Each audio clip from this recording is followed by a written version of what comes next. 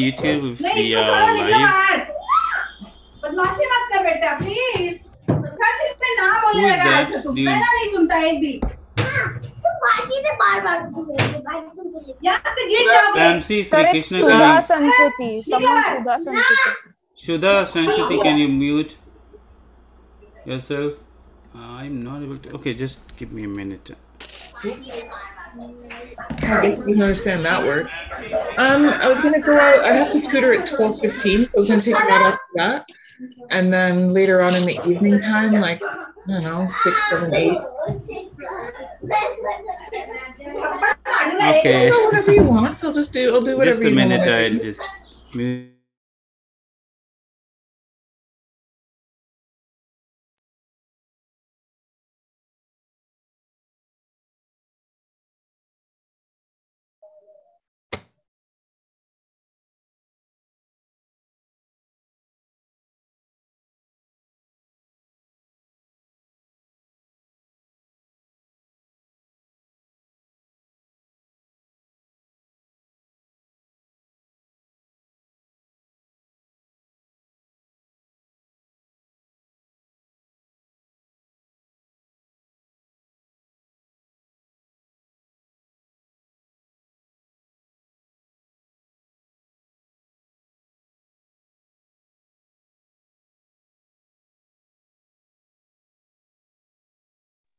Yes, on. We are on live on YouTube.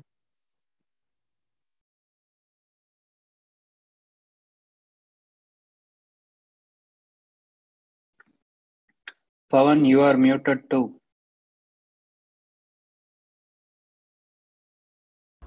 Sorry. Can you hear me? Can you hear me? Yeah, we can Awesome. hear you. So I'm so sorry, and I apologize for too much delay from my end, and it's primarily my fault. Yeah, I became parent yesterday, so I was in medical center 15 minutes before. I'm still there, so that's how it all got messed up at this end.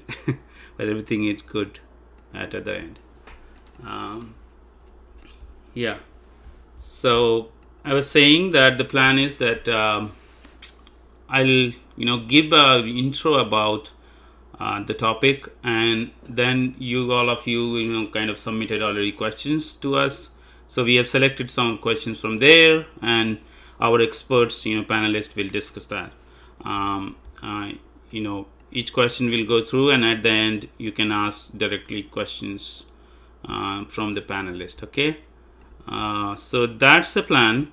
A lot of people have asked for a link, example, and all that, so I think panelists are already empowered, and they have we have Bill, we have Heidi, they have a lot of resources, so I'm sure they will share you after the call, and I can collate and send you the resources, example, and template, so don't worry about that.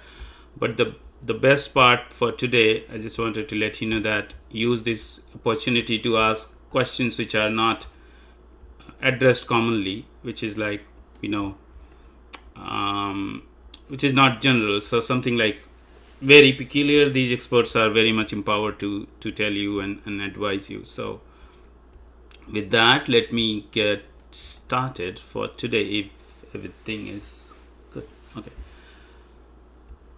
alright, so let me share my screen, and that's easy to save time, otherwise I can keep on speaking for hours, so that's not good.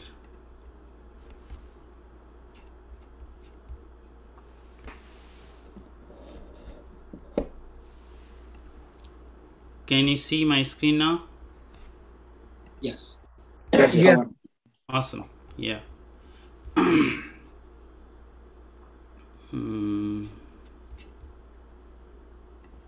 So it's streamed on YouTube, and it would be available for public because we had a lot of participants, and so we thought to keep it there. Let's put site slow. All right.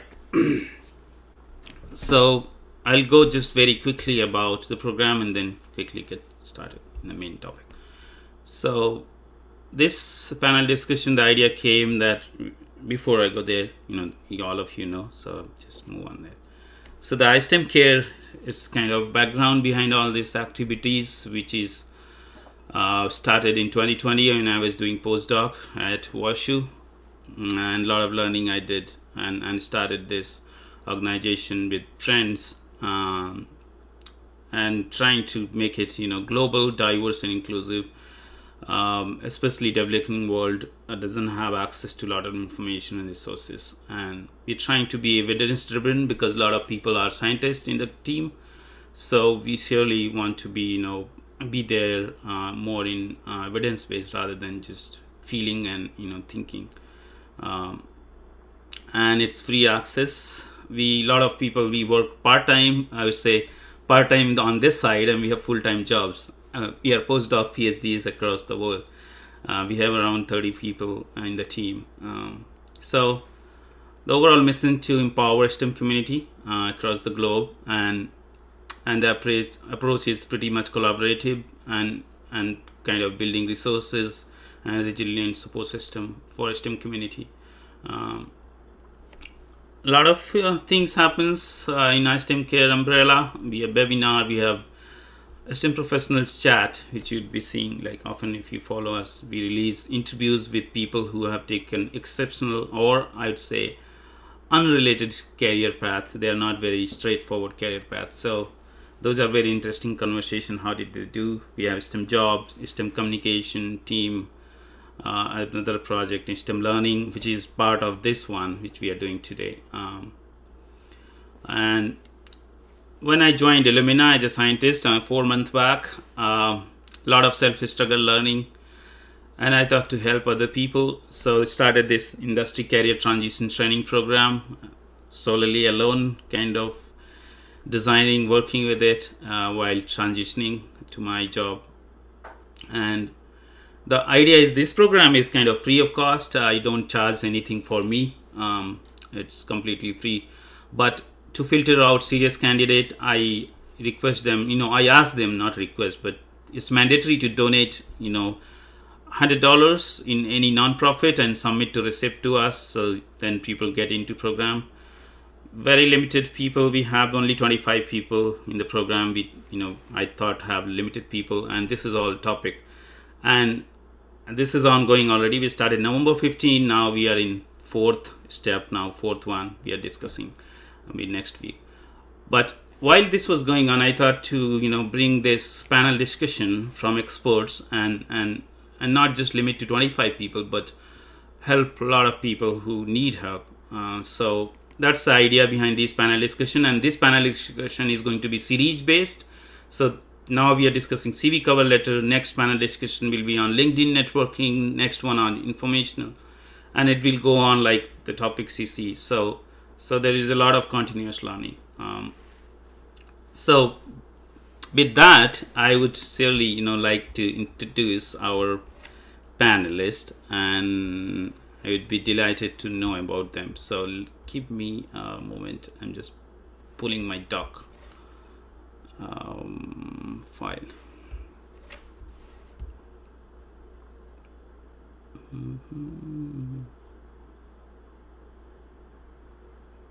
Okay, I know what's going on. So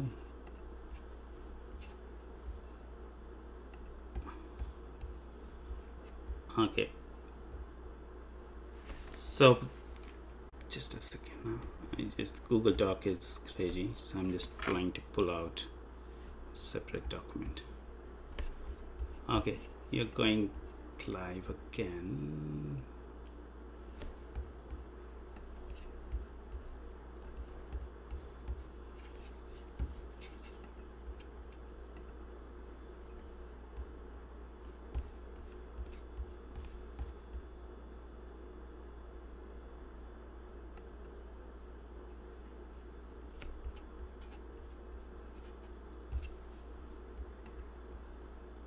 Okay.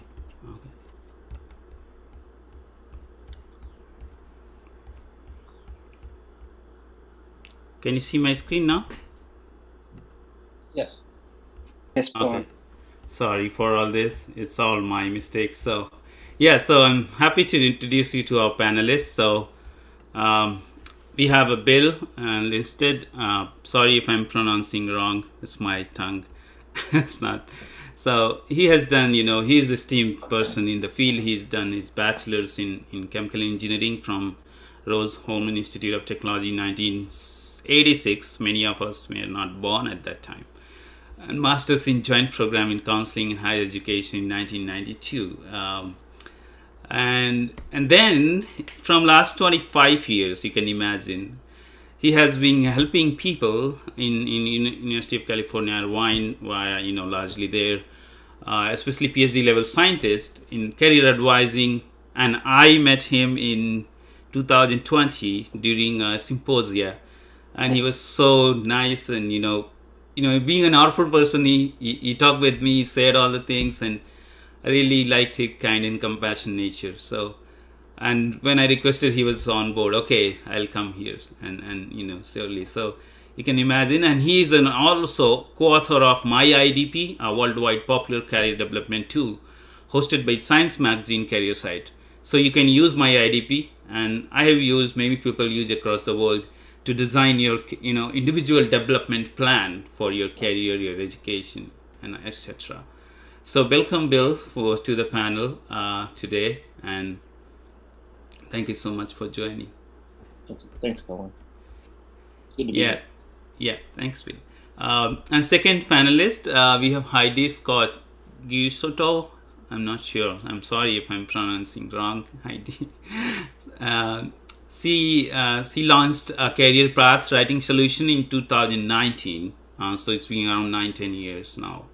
And shortly after, she graduated from Duke University with her PhD. So she is a trained scientist in that sense, and she is highly dedicated to help people and businesses communicate when it matters most. And she is delighted to helping job seekers navigate career changes and present their valuable proposition persuasively. She holds certification in resume writing, interview preparation, and empowerment coaching, and sits on the certification committee of Professional Association of Resume Writers and Career Coaches. So basically, she is professionally trained, certified career coach, and can help you a lot of ways in your navigation in your career journey and job search. She is a director for Best Writing Process Practice Program and associate director for Certified Employment Interview Professional Designation. So she has a lot of experience, you can see. And she routinely teaches and customizes workshops and webinar at various universities across US, worldwide, and conducts job search campaigns. So with that, again, the reason I'm trying to give a background how I meet these panelists. So we were just LinkedIn network, and I requested her and she said yes. So you can understand the power of LinkedIn and networking in the career, right? So I'm really grateful to Heidi to join today and give her time on Sunday morning. Yeah.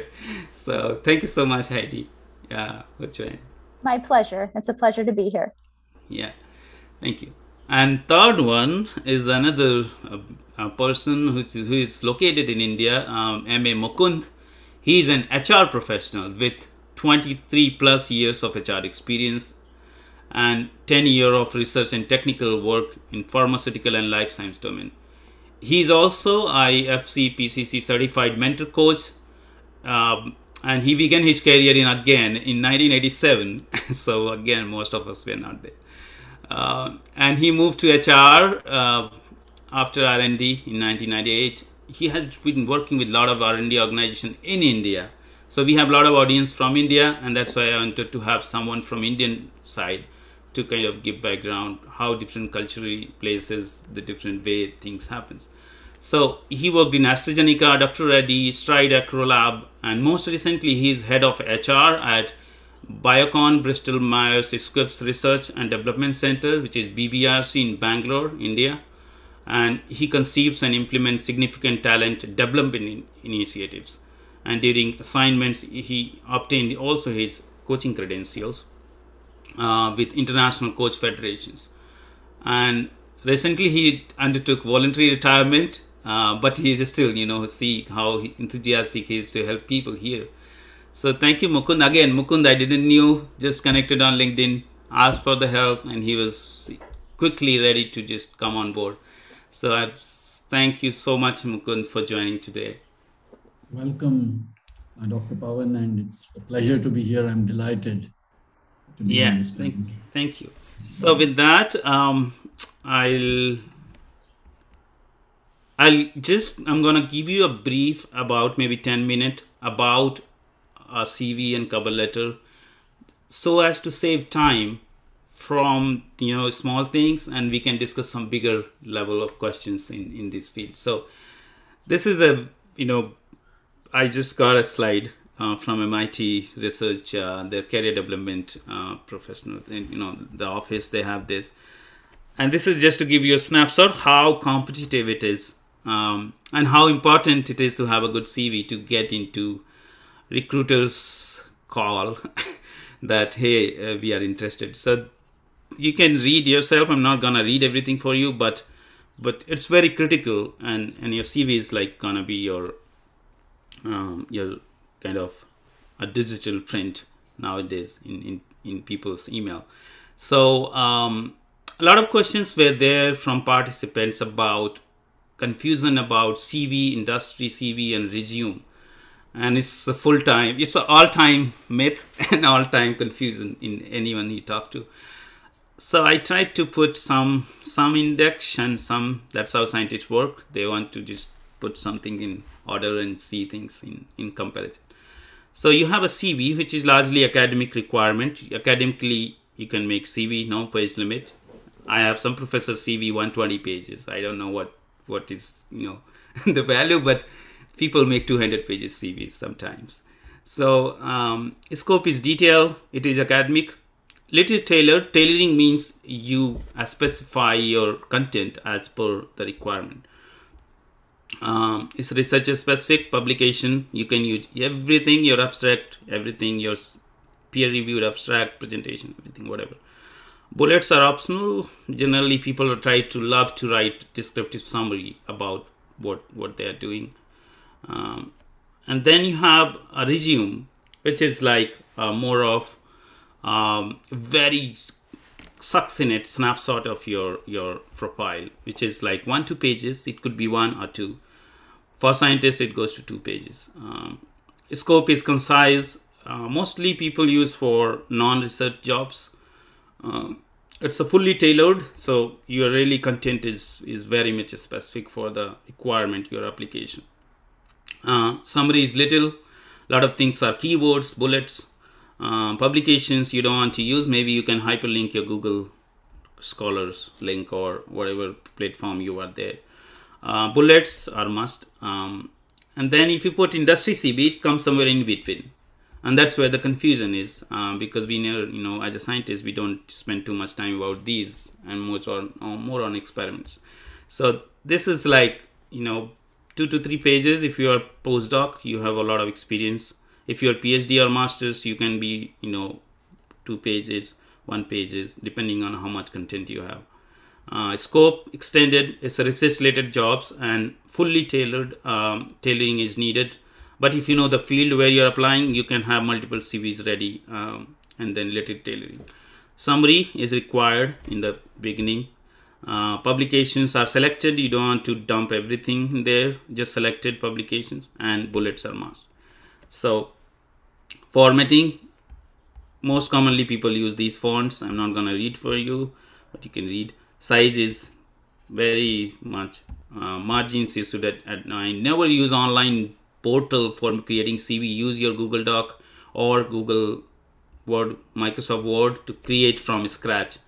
So that's very critical. Even if you're a fresher, that shows your sincerity, and also you can control everything in there. Otherwise, just go online, create something in the bookmark. When people see some site you created and you're not serious about your CV. So this is just a brief about that, which most commonly, freshers do those mistakes. So I just wanted to flash that thing.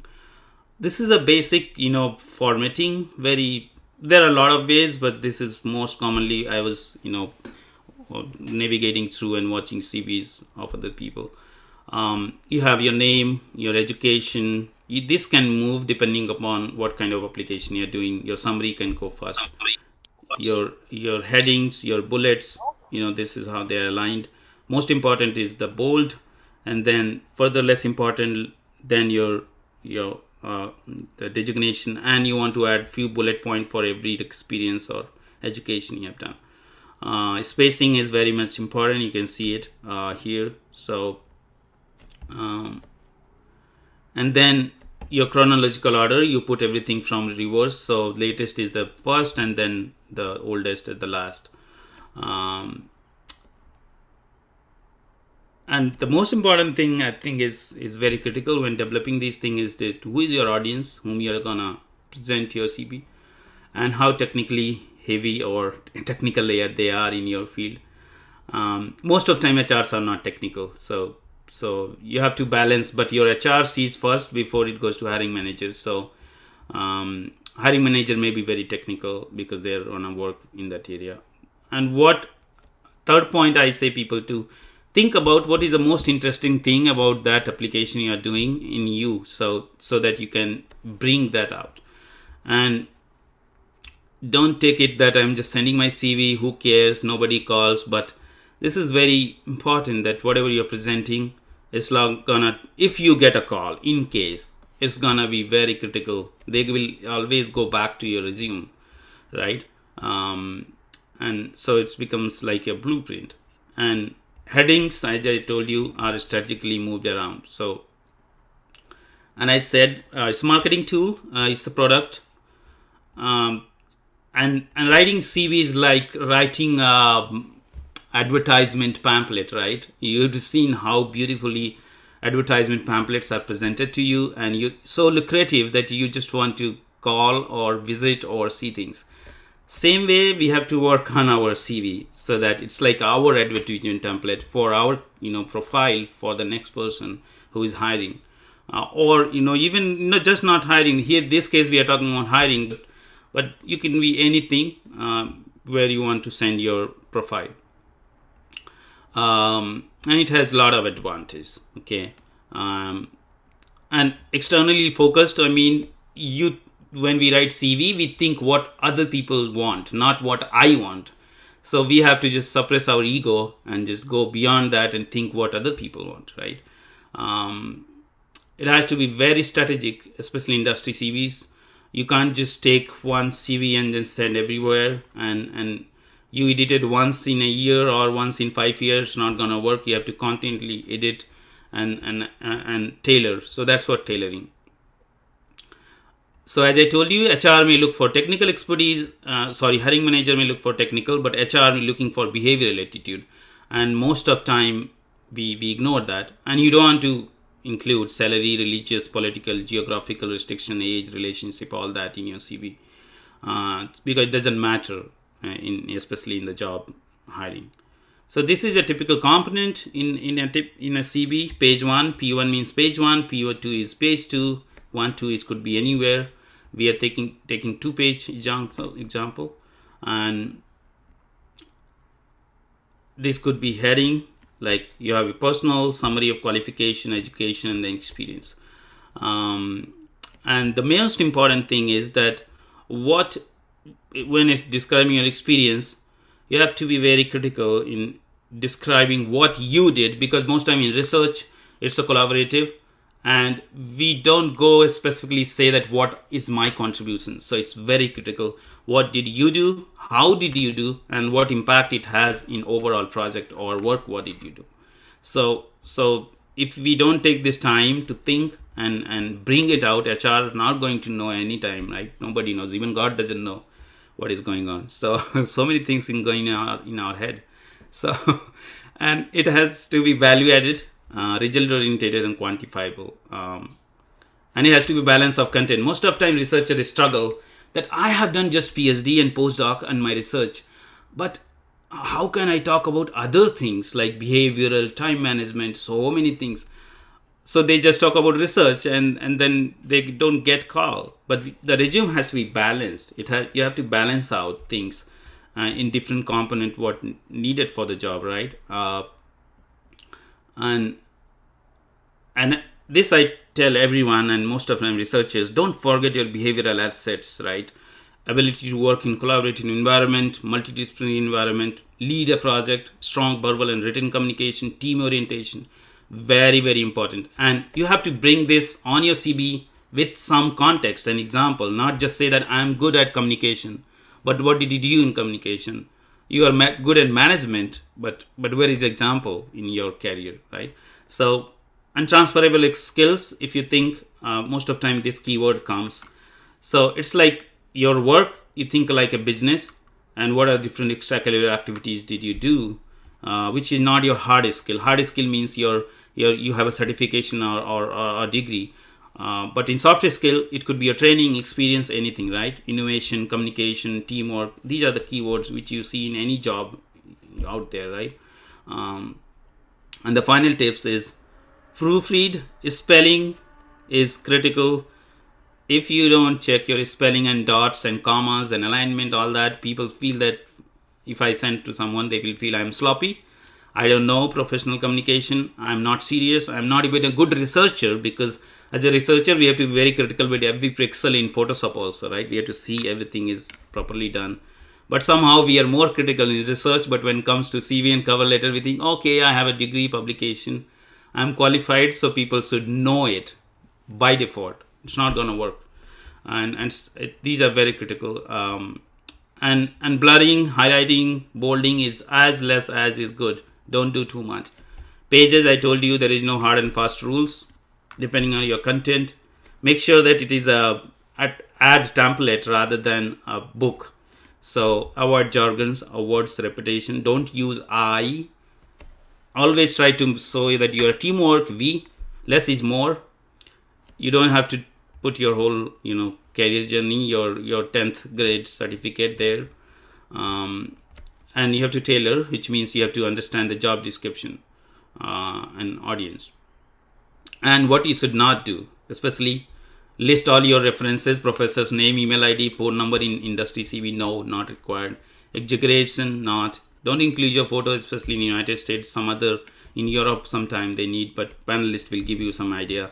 Overemphasis not needed. Extraneous and personal information. No, they don't want to know you're married or you're not. What is your date of birth? They're not interested. And don't forget to proofread. So with that, cover letter has some specific items which are going to be highlighted from your resume. So cover letter is not your email which you're sending or your CV. Here you get a chance to discuss your story, your motivation, and why you are a good fit than anyone else. So you have to talk about yourself in cover letter. You will say, okay, CV has everything, but CV has it, it's a catalog, but you have to tell a story, right? So that's a cover letter. And it also demonstrates your written communication skill and your legitimate interest in the company, because you have to read company statement, company about the company, what they do, what the team, especially that team where you are doing application does, right? So that can come all this in cover letter. And if you have any connection in the company, you know someone, you got some referral, you can mention in cover letter. Generally, it is less than a page. You have to use example with outcome. Okay, avoid list. Emphasis how you will help company. So you have to sell yourself. If you cannot sell yourself, nobody will purchase you, right? So I'm just telling you, not literally you're selling yourself, but just the way, the semantic, right? You want to present yourself best. You have to be thinking about why you're different and what is a key skill you have, 1, 2, 3 key skill for that job, which is very critical. Consider giving one example of outside research and what you love to do, because nowadays companies hire people, they don't hire robot. So when we have to humanize ourselves, we don't have to be just everything that I'm a scientist, that's it. No, what else you are, and everyone is something, right, beyond what they do. Okay, so with that, I'm gonna end my part. So just gave you, a snap brief about all this, and then now we'll get started with the questions which was submitted earlier from all of you. And I'm going to take one question and then I'll ask panelist opinion about that. And that likewise we'll go on asking questions till my time is going to be 9:15 or something, 40 minutes, 30 minutes, 45, 40 minutes. And from there, we will just get, once we kind of cover all of this, we'll get 10 or 15 minutes. You can ask direct question, or if there are questions which we did not cover, we'll take it from chat. So that's the plan from here on. Just a minute, I'm pulling my question sheet.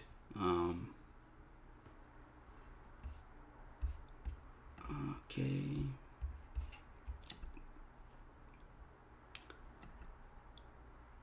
So the reason we selected questions and summarized that we don't want to be redundant. A lot of you ask same questions. So we just collated it. Tausif, thanks to Tausif, he has worked tremendously to collate all 500 responses and just bring out all summary. So it's a great work from inside. So I think let's go to the first question, and I'll try to go chronologically in more of in CB format. So when it comes to, I think this question for all the panelists, when it comes to starting thinking about building resume, especially people who are fresher, I mean, they be masters, but even sometimes people who do postdoc of 5 year, 8 year, they think they are considered fresher in industry in a sense that they have no experience, right? So how to, address the issue of not being judged as a fresher and build the CV. So this is basically the thought process before we start building a CV for a job application. So we can go alphabetical. So Bill could go first, and then Heidi. Okay, Heidi and Mukund, if I think I'm not able to think. So that's where we can just rotate and save time. So Bill, yeah. Yeah, sure. Thank you, Pawan, and congratulations on your addition to your family. Yeah, thank you so much. Yeah. And thanks for putting this together. It's a pleasure to be here. I think so. I work at a medical university, and we don't have undergraduates. All the clients that I've worked for the past 20 some years have been PhD level folks and postdocs trying to move into biotech industry. And I think the question we get that question a lot. How do I help potential employers look at me as if I'm already experienced? And I think people have to turn the question around actually and ask yourself why you want to be considered for a position that you're not qualified for. And I think what I've found is that when people start just focusing on the job levels that they're qualified for, they start being successful. And I don't mean to avoid the answer. Answering the question is just, it seems like there are positions out there for the level of training that everyone here has, whether it's master's, bachelor's, PhD, postdoc, and focusing on those positions and trying to meet people and network in companies is going to be the best way to get in the door. So I'll see what the other panelists have to say on that one. So I absolutely agree with what Bill just said, where when I work with clients, if I'm working on their resume, one of a key piece of the process is that they submit a sample job description or two. And that sometimes can lead to a critical conversation, because if I'm working with someone who is a postdoc and they send me something of scientist 3 or director of anything, and then we look and we see the top requirement, and you don't have to meet every requirement, but if the top requirement is 10 to 15 years leading a multidisciplinary team, and you do not have any years of experience managing a team, for instance, and you can't say you have 10 to 15 years of experience, period, that prompts a conversation of, let's make sure you're applying to the roles that are most suitable to you. And then assuming that is the case, and I do know that a lot of times there is frustration because it will say, 1 to 3 years experience. And then in a lot of PhDs will say like, well, what counts as experience? And so, and that is, it's really an act of translation. So what I try to do is I try to focus on asking them about, well, what is the research experience you have? And that often prompts, well, they did 2 years of research in this lab in their master's. If they're PhD students, maybe they have their own project and they're a research assistant working on a different project. And that's not always the case, but it is sometimes. So we really treat the research experiences as work entries. And then like one of those slides talked about of leadership, I'll be asking about, well, what leadership have you demonstrated? Because in early career stages, people are not only hiring you for what you can do now, but if they're forward thinking, they're hiring you also for your potential. And a track record of being a good leader, a good team player, a good collaborator, all those things that are often floated around as transferable skills. And it's like, but what does that mean? But if we can actually put some parameters of, president of this and fundraised, I work with amazing people. It's like, wow, in your free time, you just fundraised $30,000 for charity. And the response I'll get is like, oh, you think that's important to include?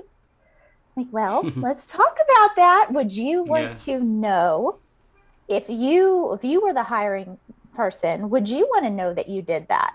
Like, oh yeah. So sometimes we look outside too of the formal, like only the research, and we look at other activities to also then be showing potential, which is leadership often. And things like public speaking and things that tend to be valued in industry.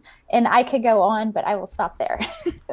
Thank you so much, Heidi. Yeah, I really, like that, thinking about what, how people would see, and that rather than just, and also translation.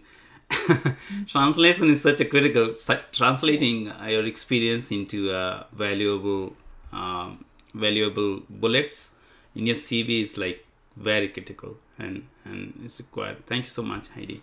So we'll go to Mukund to hear his opinion about from HR point of view. Okay, thank you, Dr. Pawan. I think the other panelists have said a lot and most of it is covered, but I will add that, okay, before I go there, I just wanted to introduce myself.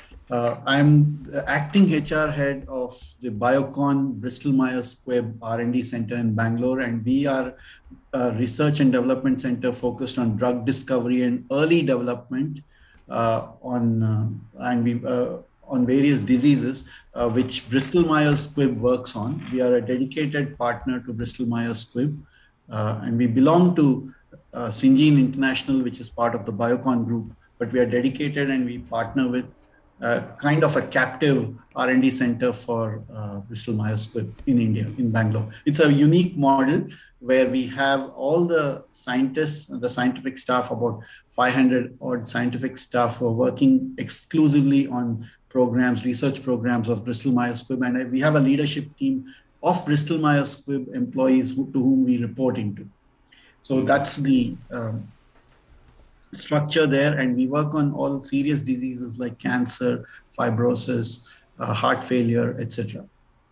So having said that, we hire a lot of PhDs and postdocs. We also hire masters, but we are not so many masters with freshers. We do hire freshers occasionally in masters. We do hire quite a few freshers in PhD and postdocs. We consider fresh PhD, anybody who gets a PhD degree and passes out of PhD and wants to come into work, we consider that person a fresher. A person with 2 to 3 years postdoc, we call him a postdoc, and we say post-PhD experience. So postdoc for us, we also count it as post-PhD experience.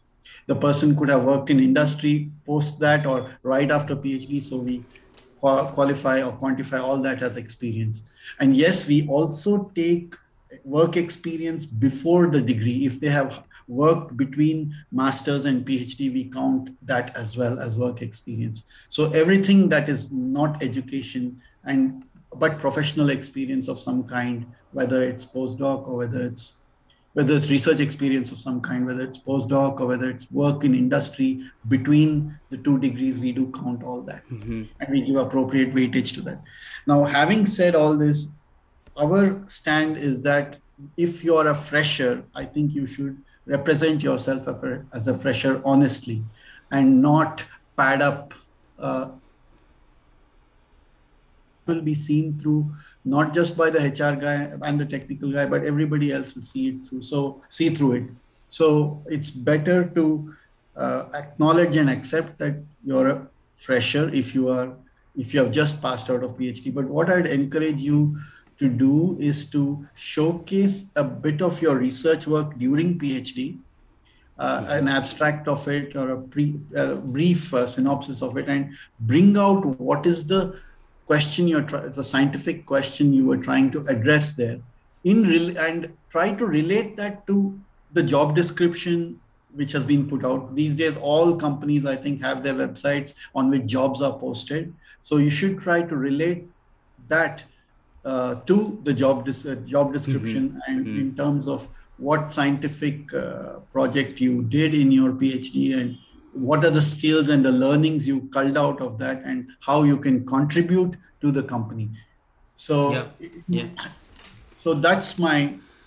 Thank you so much, Mukul. I think a lot of things coming out from whole discussion is that the freshers, I mean, to be honest, is very critical in job interview process. Many times, freshers are people, it's a mind trick to try to present things which may not be exactly what it is. But when you go into interview, process, you go next step, maybe you got a call, but the next step is gonna be terrible because they're gonna come to know some point in time. And even if you don't, you get a job and you join a job. And if they come to know then you are in horrible state, right? Like, okay, you're fired after 6 months. So you don't want to get into such a difficult. You want to add, Bill, something? Yeah, I was going to say, if as Heidi and Mukund were talking, what I try to tell people is if you're just out of your program, you have 0 years of experience, and there's a job that says, 1 to 3 years of experience is required, I always say, go ahead and apply for those. But if it's like Heidi said, a 10 years experience and you're leading a big team, that's not a good use of your job hunting time. The other thing is people are like, well, from a scientific standpoint, I'm a 50 to 60% fit for the position, scientifically in terms of my skills and knowledge base. And I'm like, if you're less than half qualified for the position, maybe it's not a good use of your time to apply for the job. But if it's more than that, why not try? I'd echo.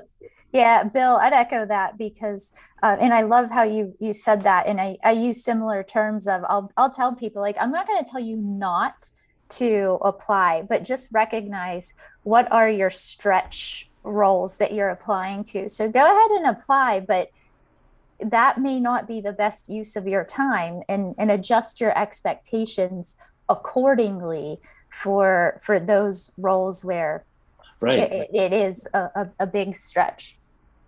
That's very, very critical. And when I was looking for a job, fortunately I did do 2 years of industry job after my PhD. I was not interested in postdoc, so it was a free time 2 years in Bangalore. I was in MedGenome and Strand working there.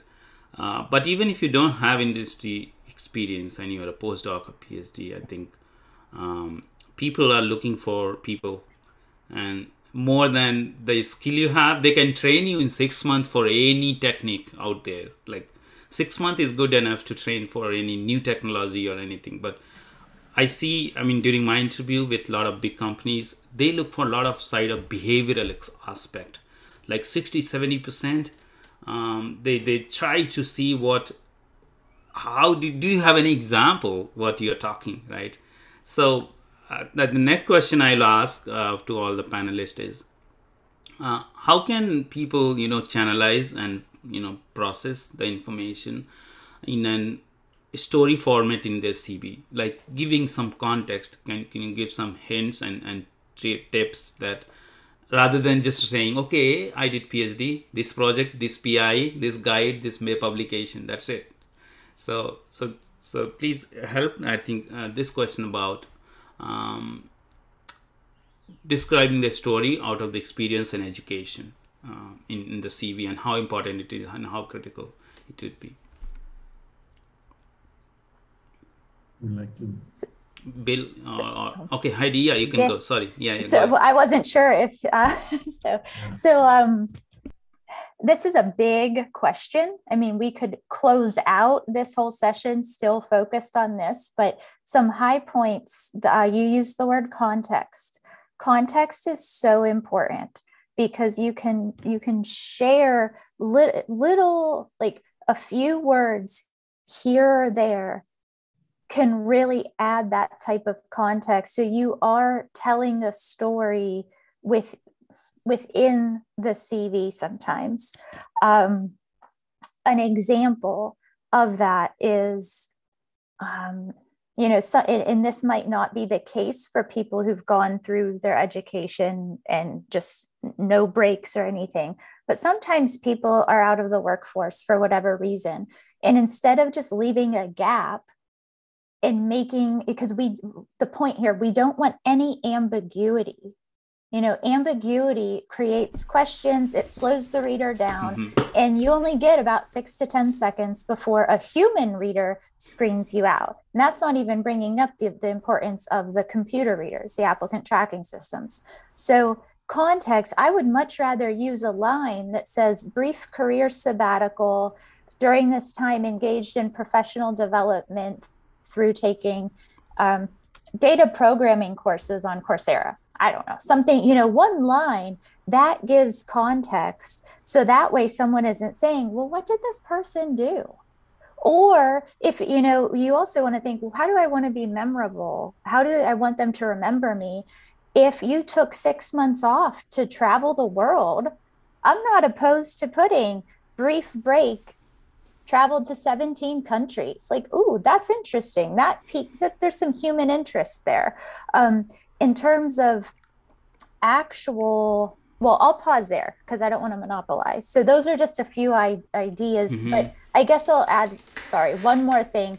Talk to somebody else and show that you're drafting them. They should be able to, in less than 10 seconds, assess what's the key thing you're trying to communicate about yourself. If you're not there in the 10 seconds, you keep working. If they do a thorough read and you ask them, so like, what'd you get from this? And if what they're getting is not in alignment with what you're thinking they should get, then you need to keep working at it. Thank you, Heidi. My pleasure. Yeah. So just to continue on where Heidi left, I would advise that the student or the candidate structures a CV in such a way that, okay, let's say a PhD and a postdoc is applying for a job. If you want to tell a story, so in the most recent postdoc experience first, say up to from whatever, say June 2020 to date, you can start with that and just give a brief outline of the project. What was the project about, and what are you trying to achieve?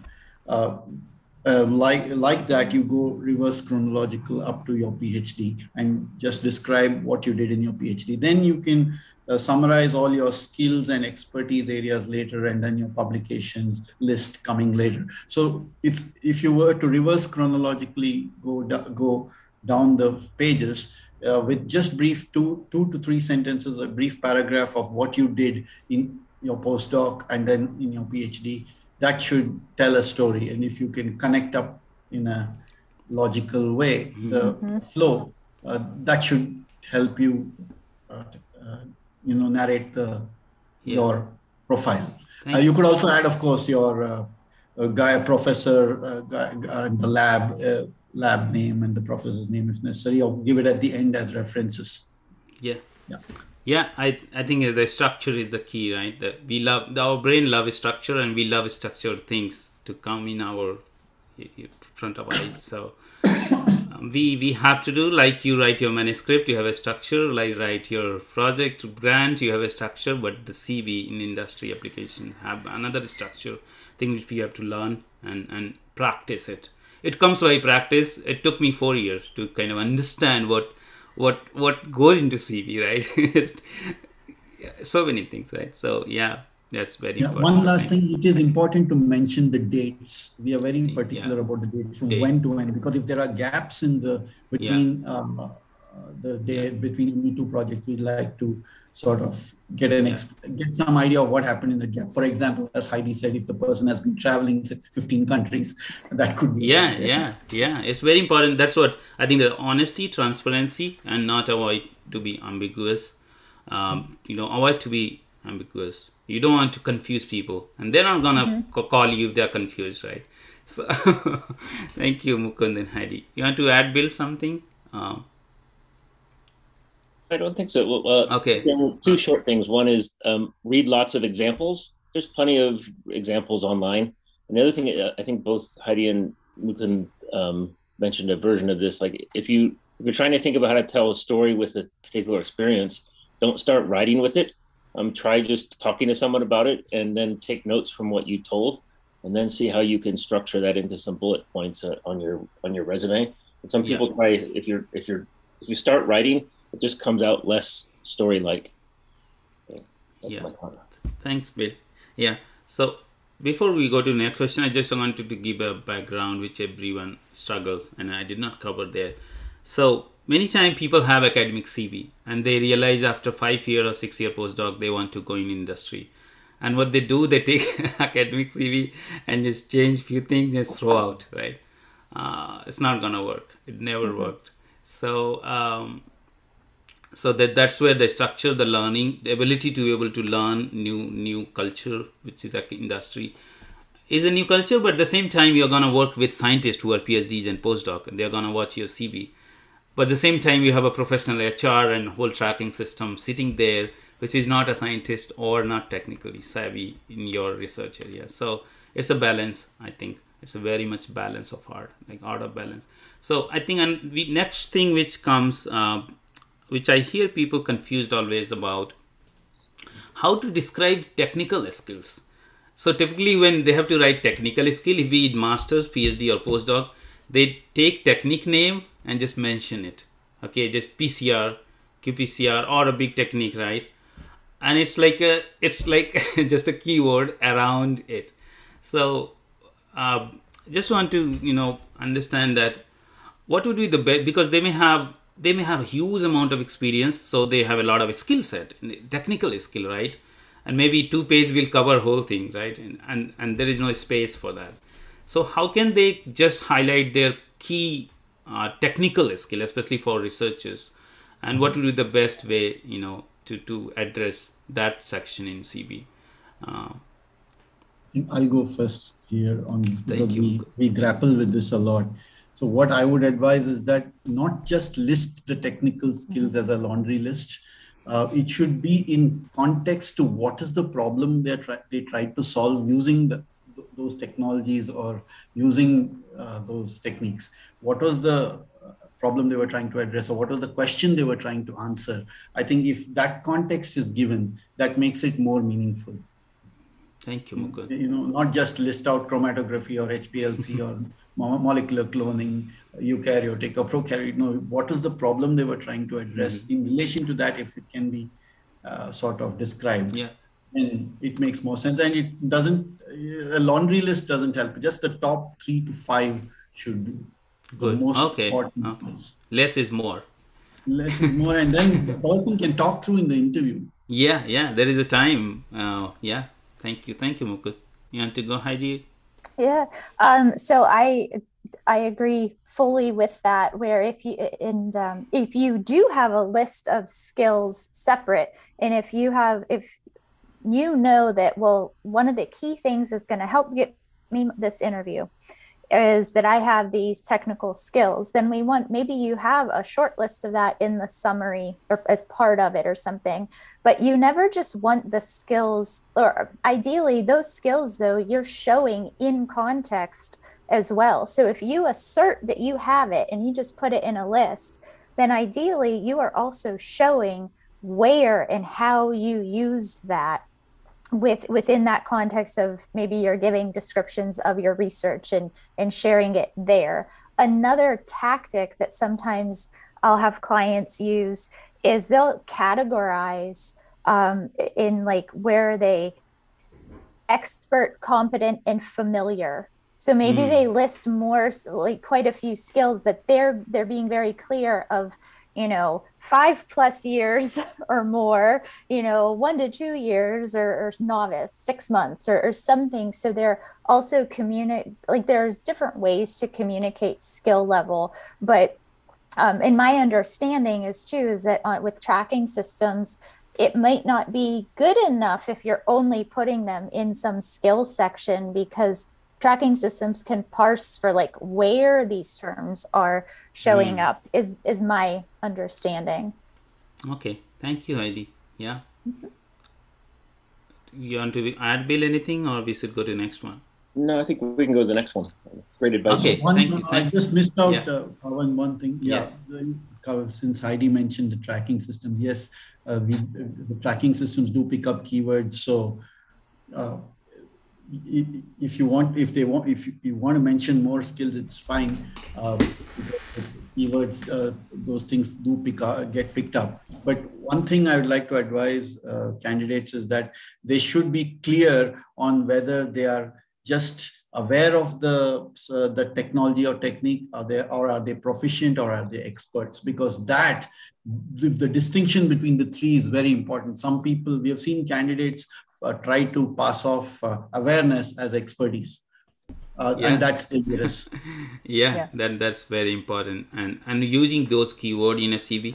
So another thing maybe I can add is to quantitatively telling things, not qualitatively. I have done PCR, but how many? 2,000 or 2 PCR reactions, right? I have worked with so many people, but how many people, right? So quantitative, be quantitative, and qualitative, quality will come in your interview. They're going to ask you, tell me a story. When did you use this technology? When did you address this? How did you troubleshoot? They will flush out during interviews, especially in bigger companies. They have 5, 6 level of interviews goes, like you will talk to 10 people individually. So that's gonna come out somewhere. So we will move to the next one, which is like, again, confusing. People always question that tailoring the CV for positions. And I mean, I do kind of echo with people that it's humanly impossible to tailor CV for every application you're doing, because it's really becomes very hard, right? Like you're basically kind of fishing out there. You're throwing your application, seeing who's gonna call you, but there is a balance of quantity versus quality. So you can do 400 application versus 50 application, and you get a more number of call with 50. So that's what tailoring. I just wanted to give background for the participants. So the question here is how critical and how deep tailoring should be done, and how can people kind of minimize tailoring if there are some ways, maybe creating multiple CVs or something. So what is your opinion, and how do you see, and there's so many questions around that. So maybe tailoring, that how to start and how to think about it, how much to do, because it may be overwhelming for people and they just throw out CVs. So yeah, tailoring in CVs. I can try to start on that one. I tell people that there should be a stepwise process, and the first thing you should do is read the job description really carefully and put yourself in the place of the recruiter who's reading lots of resumes for this position, and make a list of what you think you can intuit, sometimes you can't, but do your best to try to think what are they going to be screening for. So the first cut that the recruiters are going to be making is, can this person do the job or can they not, based on what I can see in their resume. And so make a list of those and actually write them out, and then take those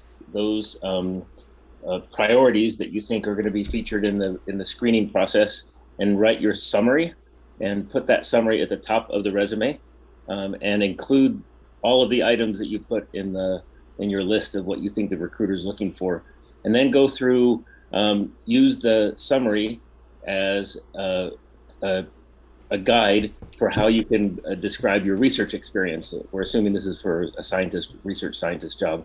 So read your summary and then say, okay, what was the scientist who's hiring for this position? What would they want to know about me that I said in my summary? And then that's how you can build your research experience section. And I have some examples I'll share in a. Yeah. Thank you. I posted a link to some samples. Yeah, I loved it, and I really like. There is some more information Bill has on UCSF website, that the career development side. It's awesome. So I learned a lot from there too. I'll post that as well. Thank you, Bill. Yeah. Yeah, Heidi. Yeah, so very similar to what Bill was just saying. For me, when I work with people, if they can't identify to me what are they targeting, then it's not a valuable time to even start writing their resume, at least not hiring somebody to help them. So I think that to minimize the amount of tailoring you have to do, because you do have to tailor if you want to optimize your chances of getting a positive result, is start as closely narrowed in to what most of these job descriptions are going to be asking for. So if you do your research beforehand and you see all these job postings that are, like as Bill said, so research scientist 1, for instance, and they're all asking the same things, and you can go through a site like JobScan and kind of see what are the key things they're pulling out, but you can just do this by old school, print it out, highlight all the skills in one color, like the technical skills and things, and all the the competencies, like what they want you to know in another. Typically then that helps clear out the clutter, because if you haven't noticed yet, a lot of these job descriptions have 30 bullet points of what they want you to do, and you're like, how do I address all of this? But you're going to see some trends, and you're going to be able to create these bucket categories, and it's well, these are the key things I'm seeing, so I'm going to start from that in writing my resume already with that in mind of what I'm tailoring. Then I have a 9-step process of, first, I read the job description, that specific one, look at your, just like what Bill said, look at your summary. Does it need tweaked? Also have the mindset, not, and if you want to say sell yourself, that's fine if it resonates. I work with a whole lot of scientists and just people who kind of vomit at the thought of selling themselves, so instead think of it as, what must they know about me to accurately assess whether I'm a good fit? How do I show them the solution to their problem? So if we do it that way, then it's okay, I'm trying to show what I have in responding to what their needs are, and then just section by section. Am I addressing this if I list my skills? Am I addressing these things in the experience section? And it's just then a matter of little tweaks. And of course, then with the cover letter, the same thing. It's not just I'm this, I this, I this. It's speaking to their needs. Yeah. So thank you. Yeah. That's step by step, and always, as you said, always proofread, because you can go through all that work and then your application is tossed because you wrote planed instead of planned. Yeah, they are looking for, as I said, scientists. They want scientists in you. They just don't want a robot working in the lab. and don't think that your manuscript writing and critical reading, editing is not needed. It's all needed. So thank you, Heidi, for adding, and Bill too. So Mukund, do you have anything to add here? Just one point. I think they have both Heidi and Bill have said it all. I just want to add one point that yes, one size fits all doesn't work. The CV has to be tailored.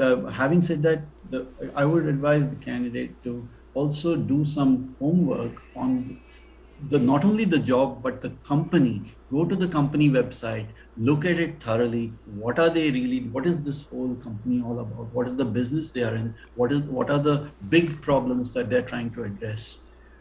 I think that's very important. I don't know how many of us do that in our rush to get jobs, apply for jobs. We might be going from one JD to another, but I think it helps if you can go to the company website and look at that. And if you're attending conferences and seminars, which I think are still online, or if there are real ones live ones happening in person, then you should visit the conference booths and network with company staff if they are available. Yeah. I think that's important, and that's that will help important. you to tailor your CV to the company. Personalized. It's like, I really agree with all of you three. You said, I say people just think about if you receive a letter from someone, right? A document, a letter addressing you, but they don't talk about anything what is related to you. Well, how you gonna feel? You're gonna feel disgusted. What is this nonsense? Like, okay. And what it's like, right? Like, say, I tell you that you are very nice, right? Someone like tells you are very nice, but if they give you an example, oh, you were very nice with me at that time, and I really appreciate it. How the difference is, right? Like giving one that, okay, you're nice, but giving, okay, yeah, you were nice, and I really love the way you put it, right? So just adding extra spices and context, I think, right, is so critical. And it comes with networking. All these are tools. Networking gives a context, conferences, meeting. And if you don't have even, those things, as Mukund said, go to website and see if they launch some product. You can say, oh, I love this product. I really see there is a potential in the product, or the trial, or the drug or molecule came in, and I watched that. They feel that you follow them. Everybody loves followers, okay? This is to be honest, okay? People love following. That's why there are big politicians out there. So it's a human nature, and we have to respect that and take our path ahead, via those, rather than sitting around there. No, I have something and people should know it. Nobody knows it. Okay, nobody knows. So thank you. So we have 7 more minutes for discussion. So I was thinking to switch over to the cover letter thing. Which, there is again confusion that academics fine, you need a cover letter for postdoc application, cover letter fine, but when it comes to industry applications, a lot of things they don't ask for cover letter explicitly. So first question is, like most of people ask, is should I send a cover letter or not? And if I send a cover letter, then how it could be different than my resume or summary or CV or email, if I'm emailing. But most of industry, you will upload on portal or apply via LinkedIn, like direct application. So let's discuss about this, like cover letter needed for industry jobs or not, and if needed, then how it could be different than the resume or CV or document. So, Mukund, were you going to go? No, it's okay. Carry on, please. Yeah. Okay. Well, and I'd love to hear, I'm excited to hear your views on this, and I'll drop in the chat. I wrote an article basically about this on my blog. It's called How Important is a Cover Letter? So for me, the way I see it is, unless a job description says, do not submit a cover letter, then I think that, is it the end of the world if you don't? No, the world will keep spinning. But is it potentially a missed opportunity? Absolutely. Because if you think about it, and there's no one way to guarantee, oh, is this definitely going to be read or not? Because believe me, I have surveyed so many different recruiters and people who do hiring, and some of them say, oh, I always read the cover letter. Some of them say, only finalists. Some will say, well, I look at the resume. If the resume interests me, then I'll read the cover letter. So there's no one way to guarantee, but I think through logically, if they've weeded out down to from 200 applicants down to 15, and they're trying to decide who are 5 people we want to bring in. If 10 of those 15 people submitted cover letters, those 10 are probably going to get read, because just from the sheer fact of efficiency, there's this one page, I could look at this, see who else I can weed out, because nobody wants to waste their time interviewing someone who's not a good fit.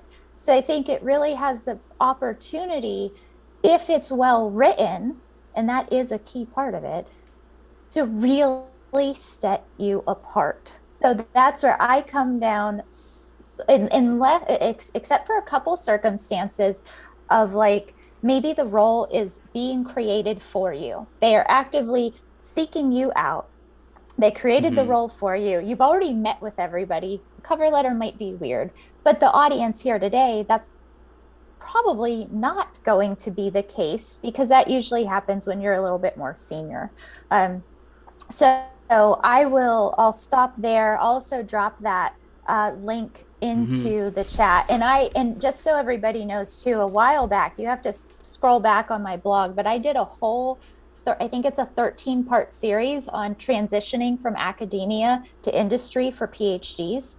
And it starts with an open letter to my grad student self. And I had guest writers, all PhDs, to kind of walk through like all of these things that have been brought up, like informational interviewing, networking, all that stuff. Awesome. So, thank you, Heidi. Thank you so much. Yeah, you should visit and see a lot of work people do, right? Like Heidi and, Bill and Mukund, right? So there is a lot of information. And I can tell you my testimony that I learned from all these places and people on LinkedIn and reading things. And just reading, not reading just for sake, but seeing what is important there. So do visit and see things. So Mukund, you... Yes, cover letters may strictly not be necessary, but it's a good add-on. Most companies have their jobs on their portals where you can directly apply, but it helps to send a cover letter as well by email if there's an email ID available. And if the candidate knows somebody in the company, can definitely send with a cover letter. Now, the cover letter should just be sort of it should paraphrase the CV very briefly. It should not be a replication of the CV, but it should sort of summarize the CV in brief, what the key skills are and the qualifications and what the person brings to the table as value to the company. That is one. Second is, the candidate should also talk about his future aspiration, his or her future aspirations. So it's like what is his ultimate career goal? I think that should come out there in the cover letter. And the third aspect, as you were mentioning about behavioral aspects, I think the candidate can try to showcase a little bit of his or her personality elements by talking about his or her collaborative experiences during the postdoc or PhD, how he or she collaborated with other teams or multidisciplinary teams, how the person has been diligent, pays attention to detail, and things like resilience, having dealt with failures, because research is a lot about failures. We don't want to hear just how the candidate succeeded. We also want to know how he coped with failure and overcame that. That is something that can come out in the cover letter. Thank you. Thank you so much. Thank you so much, Mukund, to add all those points. We'll go to Bill and hear his opinion. He worked in both sides, so the only thing I would add about cover letters is I talked with a senior scientist who has also hired a lot of scientists at a large pharmaceutical company, and she told me that their system their computerized system separates the cover letter from the resume as it comes into the system, so that kind of to support Heidi's point, those documents don't get rejoined until the first cut has been made. So they look at your resume, decide if you have the basic skills and knowledge to fit the job, and then they bring your cover letter back in to see how you write, what you said about your intentions for the position, and so your cover letter can really make, as Heidi said, can really make it or break it after the first cut gets made. But the first cut's going to be, can you do the job? Yeah, thank you so much, Bill and Heidi and Mukund, adding all that. I'll just add one, fun example, which I think almost. So suppose if you are served a dish, right? You're in a restaurant and you're served a food, right? What is the last thing you get is some maybe dessert, right? So, but that's the last memorial experience which is like remembered. So I think cover letter from like a topping on the cake. So if you could put a nice topping, people love it, right? They remember and experience it. So that's how I would advise to think about that. It's additional, nobody minds it, okay? So it's not gonna break you, but having it is good, and it's good for yourself, because getting a job is not a desperation, it's a career. And I mean, just for people to remind that it's not that you want a job becomes your life at some point. Like you spending your 60-70% of your time in job and all this, right? So be serious where you're going, so which means know the team, know the company. This becomes very critical, and if you do that before you're doing all this applications, your half of interview preparation is done. You're kind of ready to face the questions from the people, and especially the behavioral part, which is becomes very critical. We will discuss during our interview panel discussion. We will have interview section that time. So I think with that, we covered CV. We have a lot of questions, but it's hard to cover now. So I would open it for people to, if there are some questions from people. I'm looking into chat. We have another 5-7 minutes. So just restrict to CV and cover letter, because otherwise it's hard to focus on, it's so broad area, right? It's this Heidi said 15 steps to 13 steps, right? So, and they are all integrated. So they are all integrated. So is there anybody had question? You can unmute and directly ask from the panelist. Thank you, panelists, for the brief talk. I have a couple of questions. The first question is that consider I have 5 years of experience, research experience in PhD, and then 5 years as a postdoc. Is it advisable to add the first line of my CV right now is like microbiology expert with 10 years of experience in, say, protein biology? So is that a right sentence to make? As the first question of the talk itself was like, not an experience in the industry is still considered as a fresher. So how does this sound? That's my first question. I think we'll go by question. Yeah, if you can. Thank you, Aswin. Thank you. So I'll say something very quickly, and I have to admit I sneezed partway through that, so I didn't hear the full question. But one word that I am hesitant to use is expert. Mm-hmm. I use that word very, very carefully, because you can convey a certain level of knowledge of something without claiming you're an expert in it.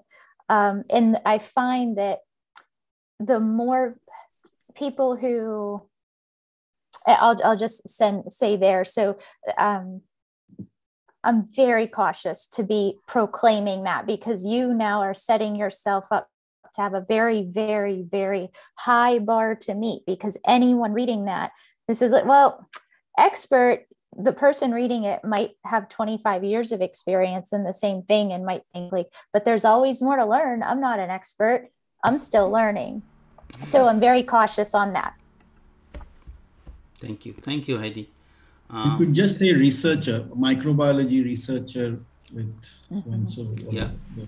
5 years experience or something like that. You just have to, if you want to headline, you are talking about a headline, right? Yes, sir. Headline at the top of the CV, yeah. Mm-hmm. Who you are and what you bring to the table. Mm-hmm. Thank you, Mukul. Bill? Sounds like a good headline for your LinkedIn profile as well. Yeah.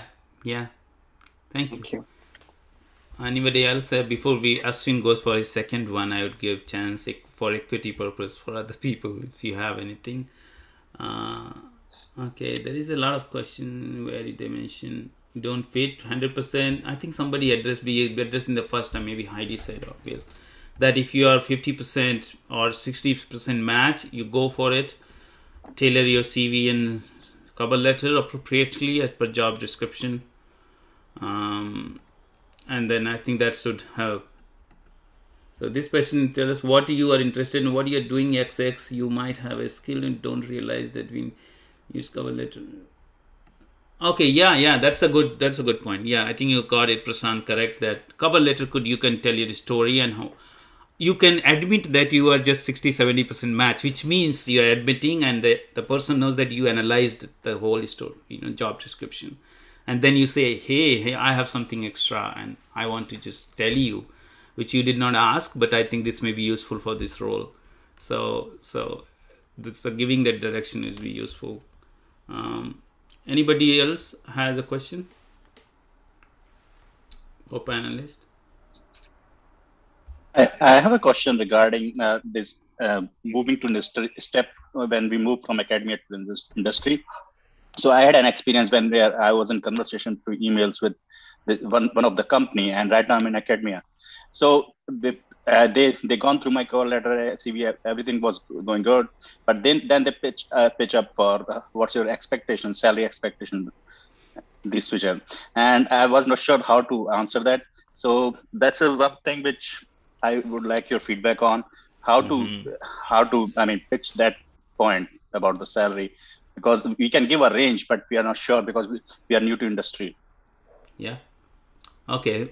Which panelists want to go? Vishal, since we deal with this situation very often, Vishal, and we being in India, a lot of students, postdocs, PhDs and postdocs from the US, when they apply to positions here, when we ask them their expectations, what do they expect? Do they have any idea of the Indian market first? If they don't, if you don't have any idea of the Indian market and how the compensation and talent market is in India, then what you can say is, I leave it to you to decide. I leave it to you to decide what the compensation or the salary package should be based on the local Indian market conditions and in the Indian talent market. What would the Indian talent market, how would it reward a role like this? How would it compensate a role like this? I expect the Indian market compensation standards to be met. That's something you could use that line of conversation. It is of course impossible that that India will pay as like how the US pays the scientists in the US. It's not the same. Obviously, there's a difference. In some cases, it's very rare if it happens. So by and large, for scientists, at least at the PhD entry level and the mid PhD postdoc level, US salaries are different, the market is different, and the Indian talent market is different. So you could answer that it would be the company norms and the industry standards as per the industry standards in India. Thank you, Mukul. Sure. Thanks for that. Bill, you want to? I think that's always the first step. So that's totally agree. That's what you should say first. If the person then pushes you, if it's an online system and you have to enter a number or a range, or if it's an interview and they say, well, of course we'll pay you competitively, but we're just curious about if you can give us, a little more information. I think the next level is to say, well, I've talked to several people who have made similar moves recently into a market similar to yours. So if you're moving to India, or if you're in the US market, or even the California versus Midwest market in the US, make sure that you've talked to a few people and then say that I've talked to several people who have made similar moves. and it sounds like a competitive salary for someone with my background in your market would be in the range of something a little bit on the high side of what you hope. Yeah, that's Yeah, that's very important point Will made, and other people also. When I was doing the same thing, I was like, every time, but sometimes the company is very transparent and they have a policy. The HR on the phone call first time only they will ask you a range, and what I used to say generally, I mean, I was very straightforward. So I used to say, okay, I don't have exact number, but I would want to hear your side, because since you have advertised the position and there is a funding for every position a project team decides. So what is the range you set? Because mind you, even recruiters set a range for hiring for positions. So I generally ask them back, and many times they tell you a range, like they'll tell you very honestly. And the other thing I used to do is, I think somebody posted in the chat, that I used to go to Indeed, and Indeed has this Glassdoor also. Glassdoor, every bigger companies especially, they report the salaries, and it says to range, not just salary but your stocks, your all the benefits is listed out there. So it's a very difficult discussion, but the question, the region, you have to think why they're asking that question. They are asking the question to understand what is your mindset, how serious you are as a person looking for jobs.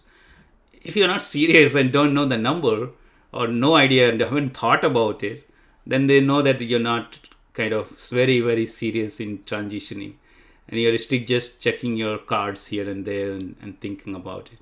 So that's why, especially with the academics, they are critical, because they, at the end, even they give you offer, the people come with excuse, oh, I have a publication, my PI wants to me work for another project for 6 months, and I have to wait for another 6 months, right? So it's like a litmus test for mindset. Yeah, I totally agree. I mean, I kind of did the same, looking in Glassdoor and give him based on the geographic location. Like they were in New York, so I give the figures according to that. But yeah, because it has been 2 weeks, I didn't heard, so I was curious to know that. Don't worry about time. Sometimes you have to wait for a month, because they maybe person is off, they are on leave. We have to be positive, okay? That's how I used to think. Sure. And we learn all this when networking with people who are working in background. You can ask them, what could be the reason, they are not responding. And it's not that they don't want to hire, but sometimes it's a lot of other reasons. Or the program is being evaluated, they are still not sure they're going to hire or not. There is a pause. The MNCs work internationally, they have a lot of changes, restructuring. So yeah, a lot of things I learned when I was okay. Maybe last one. We are exceeding the time now. Thank you guys, that is very helpful. Thank you. Thank you. If not, then we can close it here now. And I really wanted to thank all of you joining and making this a show. And a special thanks to our panelists taking out time. Mukunda is late night in Bangalore now, it's 11. And I really thank him, 11 p.m. night, sitting there and just giving time here. I so thank for Mukund and Bill and Heidi in US on Saturday morning here. So thank you so much everyone for joining. And I think I really love the discussion. And if you have any questions, you can reach out to all of three. They are very open on LinkedIn. Connect with them. Ask for the help. Until you ask, nobody knows, because even mother doesn't know that feed the baby doesn't cry. So you have to cry for the help. And if you cry, then somebody will help out there, So thank you so much. And with that, we'll close the session for today. And have a good night or good morning, good afternoon, wherever you are joining from across the world. We had people like across the world. I'm going to make a map. So 500 people maybe distributed in all several continents. So not all of could join, seems like. But yeah, it was awesome. Thank you. Thank you very much. Yeah. Thank you. Thank you. Thanks, Bye-bye. Good luck to everyone. Thank you, panel, for your feedbacks. Thank you. Bye. It's great meeting you, Heidi. Great meeting you, Mukund. Good to see you, Kawan. Likewise, I'll have to connect with you both on LinkedIn. Same here. Yes, of course. Yes, I'd like to connect with Heidi and Bill well. Right. Yeah. Maybe we'll have other panel discussions in future. So let's Right. see how we align. I'm thinking to have a series wise, not just leave people here because I see a lot of questions. Actually, I should tell you that I run a program on academia to industry transition. I do it locally here in all the campuses. I have presented in that in quite a few. I just thought that might interest you. Someday. Yeah. That's Awesome. one. Yeah. And for junior scientific staff, like the masters guys, for them, I run a program called the Scientific Mindset, also called the Scientific Spirit, just to get people excited on what science is all about and why they should pursue a career in science. Awesome. Yeah, a lot of work, Mukunda. Really appreciate for it. And yeah, Heidi does a lot of help and helping people with resume writing. So I think people should certainly reach out if you need dedicated help, and we need help, especially for US industry.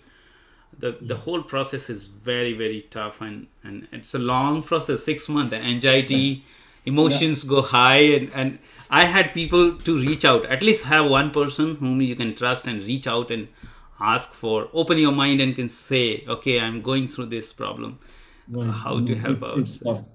It's tough, So and Heidi is there. For us to hire somebody from the US into coming to India, it takes at least 6 months.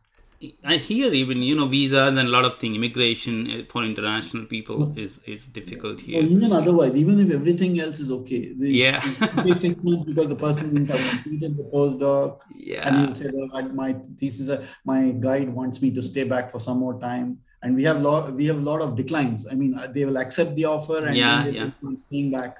And that puts us, our projects are pushed back 6 months. We really lose a lot of time. That's hiring. I was talking to someone. You want to leave, Heidi? I have to run out, but thank you for inviting me. This was wonderful, and it's a joy working with early career researchers and doing workshops in it as well. So this is very it's a good experience. So thank you so much, Heidi. I really appreciate your time. Take care. And congratulations again. Thank you so much. Thank you. Trying. Bye then. Bye.